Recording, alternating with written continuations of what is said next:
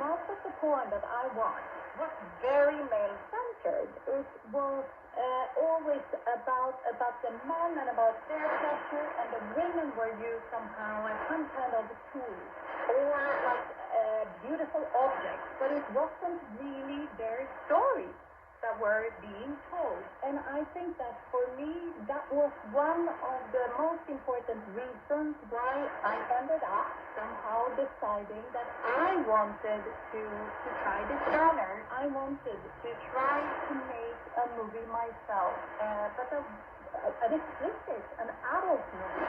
Erica, it is fascinating, but I wonder if you can understand why perhaps some people, maybe many people watching this around the world will be a little bit cynical about the notion that you are, quote, working for women's rights by monetizing films of women having sex with men, well, with women and men. I mean, monetizing sex, is that truly working for women's rights?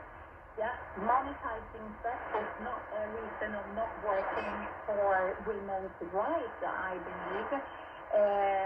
What is important when you're talking about the work that we are making is how are we making it, with what values, with what perspective, how are we caring about our crew and our performers. And I think that there lies the big difference. Who's participating in making these films and how are we representing people on screen?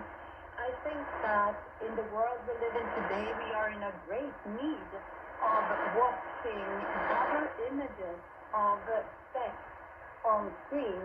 And the values really, if you go online on these sites and you look at how they are presenting these films, is very misogynistic, many times racist, and it's a way of really of fetishizing people and trying to divide us into small groups.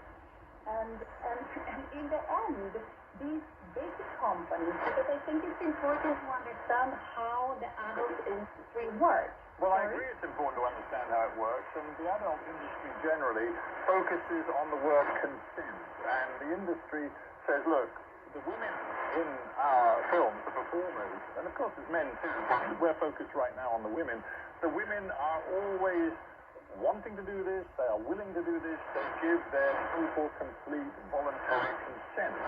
And you say the same thing about our women, you focus on consent, but I would put it to you that consent isn't enough.